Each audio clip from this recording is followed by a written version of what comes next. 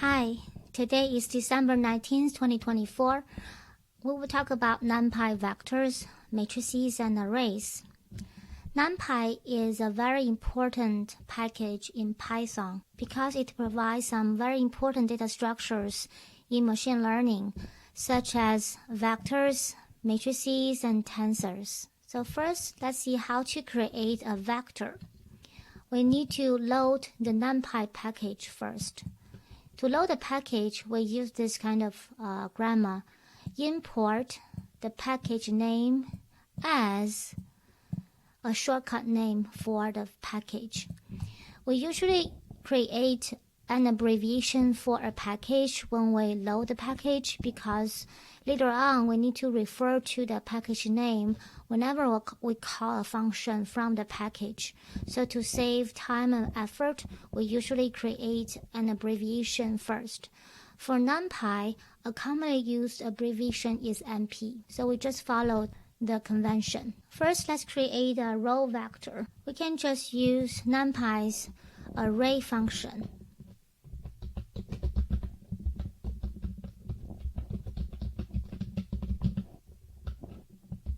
Okay. So the syntax is np.array, so which means the function array is from the NumPy package. Then in the parentheses, we can just put a list in it. For example, we wanted to include 1, 2, and 3 only. And then we're done with the definition. And then let's print the vector.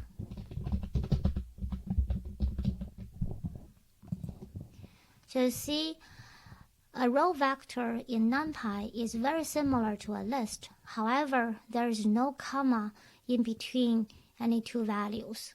Let's check the dimension of a row vector. We can use the ndim function.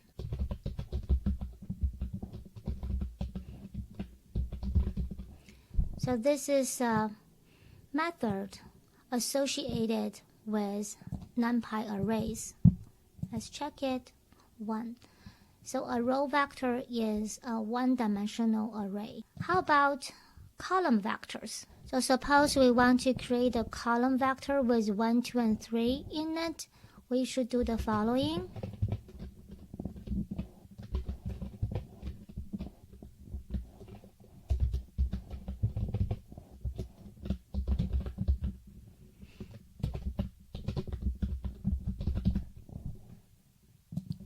Okay. So see, this is a column vector. So notice that we need 2 layers of square brackets.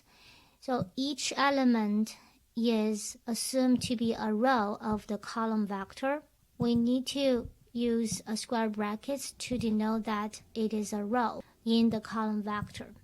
Okay. So now let's check the dimension of a column vector. Still called the ndim method. 2, right? So a column vector is actually a 2-dimensional array in NumPy. It's not 1-dimensional anymore. Okay? And the syntax is like this. We need 2 layers of square brackets. So actually, NumPy's main data structure is the multi-dimensional array. So either 1-dimensional, 2-dimensional, or even higher dimensional. However, in machine learning and data science, we rarely use 3 or more dimensional arrays. That's because it's very difficult to understand and to create a higher dimensional array. So let's move on to matrices. We know that matrices are 2-dimensional arrays. We can use NumPy's array function again to create a matrix. For example, let's create a 3x2 matrix, which means there are 3 rows and 2 columns. We can call it M1, so it's 3 by 2, 3 rows and 2 columns. So see, the syntax is similar to the one we use for a column vector. However, now in each row there are 2 elements. So this is a matrix. NumPy actually has a specific function to create a matrix.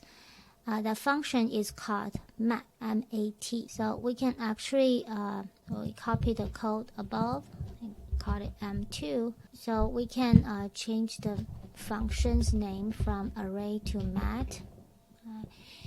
And then let's run it. Okay.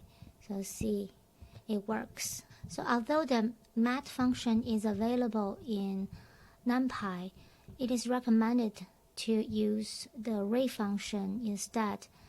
So that is because arrays are the standard data structure of NumPy, and also most of the NumPy operations return arrays, not matrices. So just directly use array instead of using mat. So in data science and machine learning, many times the data is very sparse, which means in a data matrix, most of the values are zeros.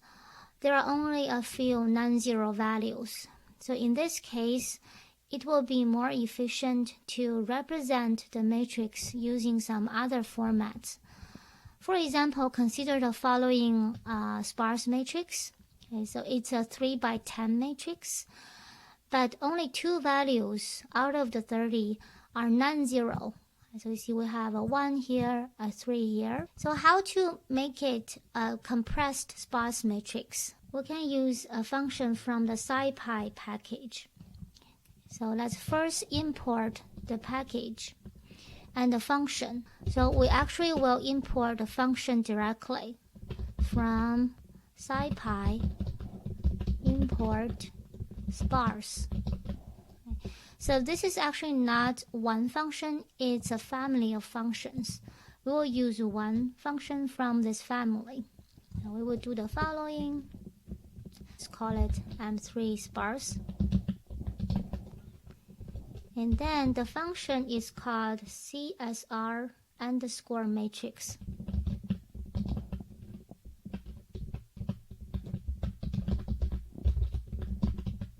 Okay. Then put M3 in it.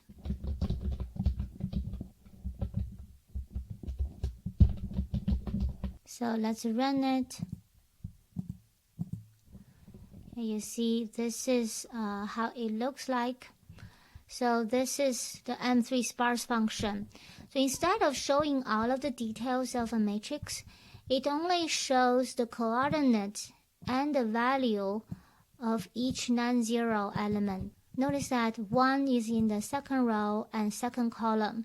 So the coordinate or the indexes of it is 1 and 1. And 3 is in the third row and first column. So the indexes are 2 and 0 respectively. Apparently by storing the matrix in this way, we save a lot of space in our computer, and also the computation will be more efficient. Let's move on to selecting elements from arrays. First, row vectors. So because row vectors are one-dimensional, we only need one index to specify the element or elements.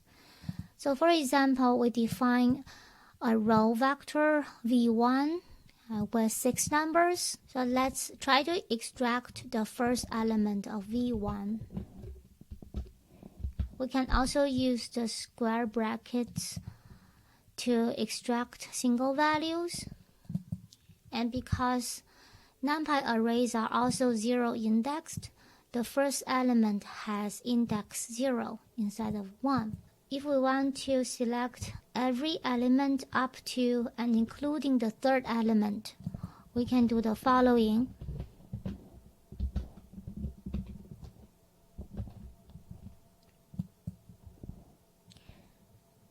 Okay, so the first 3 elements are extracted. Notice that the endpoint is not included. You see, index 3 is corresponding to the number 4, but it's not included in the result. Similarly, we can select all the elements after the third element.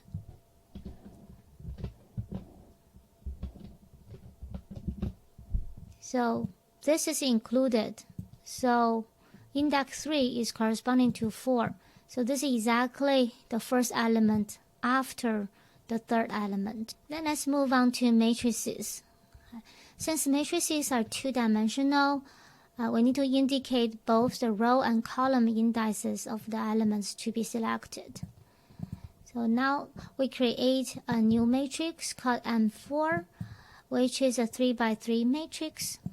Suppose I want to extract the value 5 from the matrix. So 5 is in the second row and second column. So we can do the following.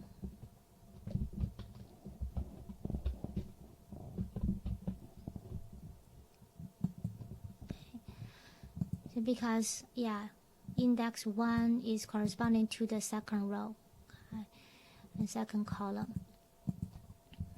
We can also slice matrices by specifying multiple rows or multiple columns. For example, suppose we want to select the first 2 rows and all the columns of a matrix. We can do the following.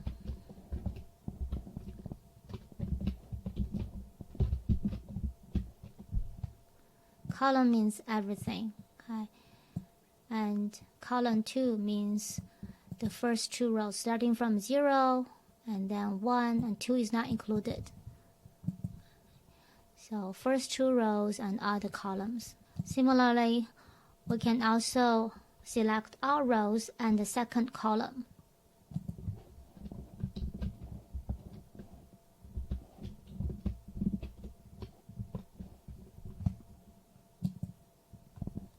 Okay. So notice that this is in a row array format. If you want the result to be a 2-dimensional array still, you can do the following.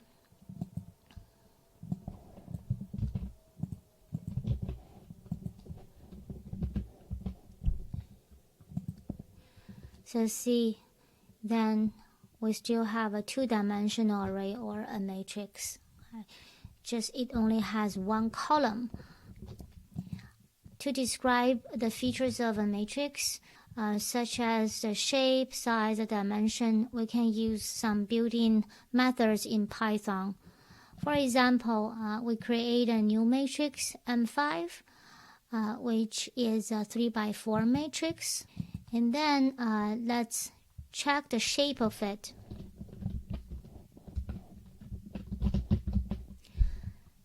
So the method is just called shape. And there is no parentheses because there are no other arguments for this method. So it shows you the dimension of the matrix.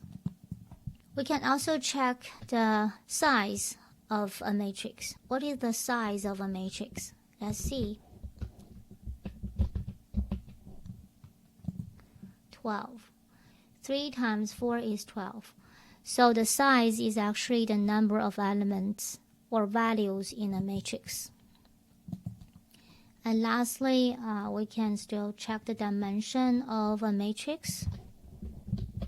This is also a feature of a matrix. It's 2-dimensional, no surprise. Alright, now move on to the next topic, applying operations to elements. So in this small section, we will emphasize one important feature of NumPy arrays, which is called broadcasting. Okay.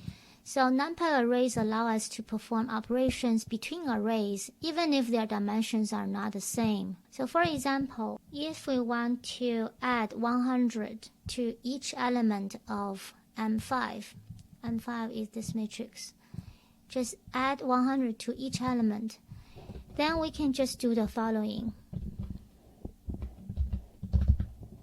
So see, we add 100 to each element of the matrix. So the syntax is very simple. So this is called broadcasting. Similarly, we can multiply each element of M5 by 10.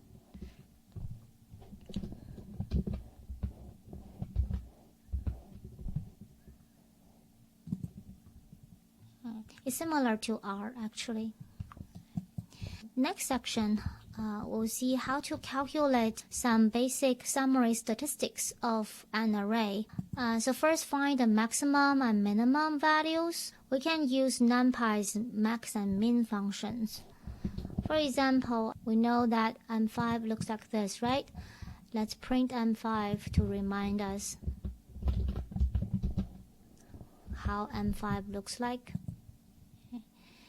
Then let's calculate the maximum value of M5. So we call the max function in NumPy. So apparently 12. Okay. So apparently the max function in NumPy will ignore which row and which column a value is. It will treat all elements the same way and calculate the maximum. Similarly, we can calculate the minimum of them.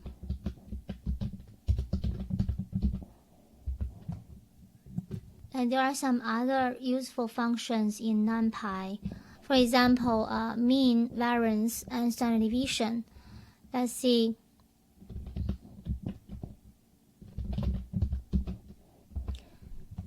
So the mean function will calculate the average of all of the values in a matrix or an array. We can also calculate the variance.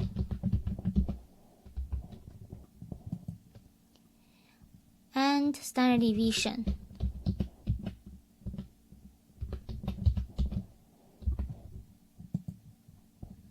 Very simple.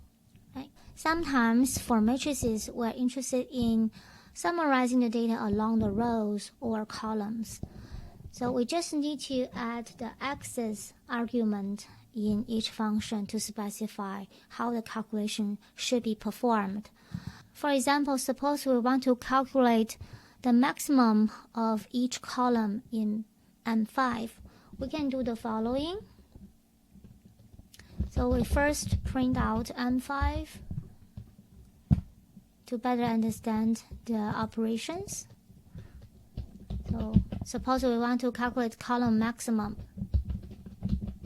Specify M5 and then specify the axis. Axis equal to 0 is corresponding to column. So see, the first column has 1, 5, and 9.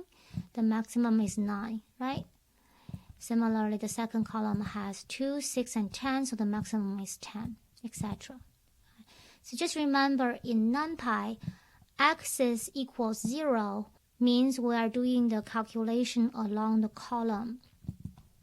Similarly, if we want to calculate the row maximum, we can do the following. Just copy the whole thing and paste it here and modify it. Change axis to 1, and 1 is corresponding to row, the horizontal direction. Okay. So see, the first row has 1, 2, 3, 4, so the maximum is 4. We can also calculate some other statistics row-wise or column-wise. For example, we can calculate column means and row means.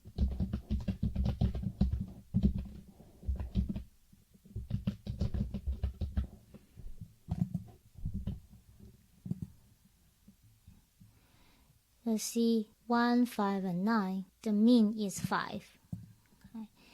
And we can also calculate row means.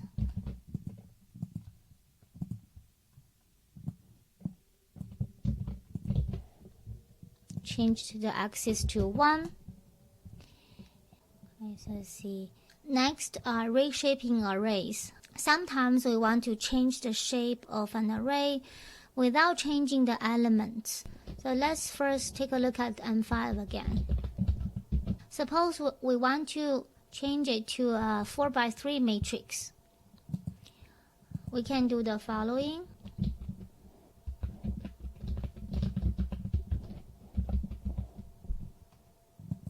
Okay, so see, we're done. Notice that the reshape function will not change the ordering of elements, still from 1 to 12. Just now, each row has only 3 elements, and consequently, we have 4 columns. So the total size won't be changed.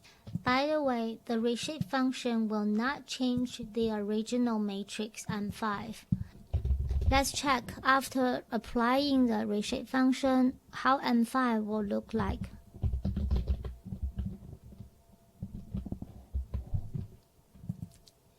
So it's still a 3x4 matrix.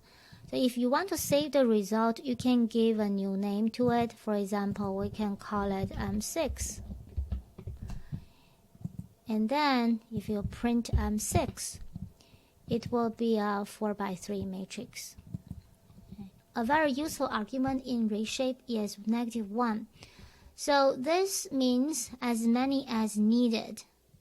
So you only need to specify the number of rows or the number of columns and use -1 for the other dimension. Suppose we want to reshape M5 to a new matrix with 2 rows only. And suppose I don't know how many columns I need. Then we can do the following. M5.reshape 2 rows and -1. And then you see the new matrix has 2 rows and 6 columns because the total size cannot be changed. 12 divided by 2 is 6. We can also flatten a matrix using the reshape function. For example, we can just slightly modify the code. Okay, change 2 to 1 so that the result only has 1 row. Okay, so this is the result. And sometimes we want to flatten a matrix, which means change it from a 2-dimensional array to a 1-dimensional array. Then we can call this flatten function.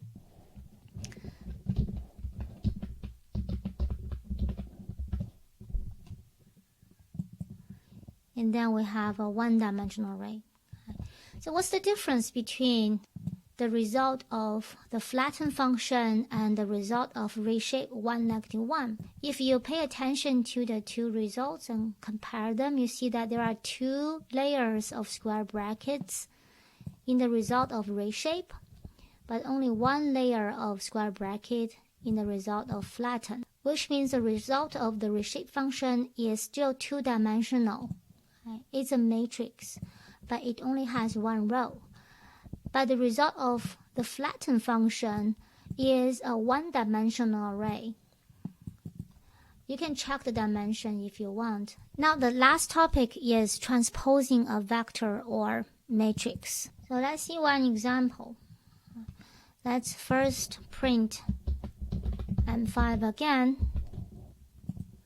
It's a 3x4 matrix. So if we transpose it, so the method is just called T, capital T. So if we do this, you see we have a 4x3 matrix now. And each original row becomes 1 column in the new matrix after transposing the original matrix. And pay attention, 1-dimensional arrays cannot be transposed. You can still apply the T method on it. However, it won't change anything. For example, V1 is a 1-dimensional array, is a row vector, right? Let's try to transpose it.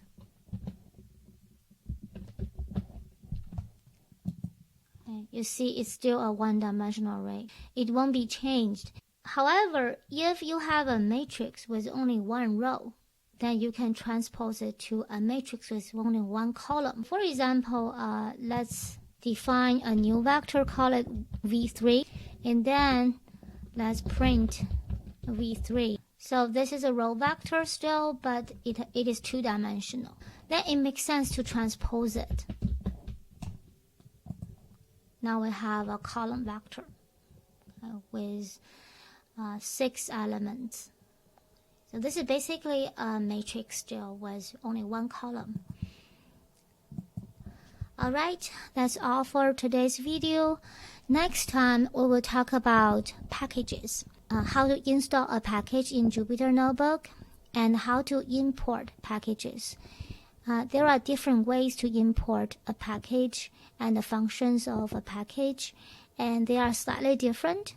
We'll talk about which one is the best choice and which one is the worst. If you think this video is helpful, please like it and subscribe my channel.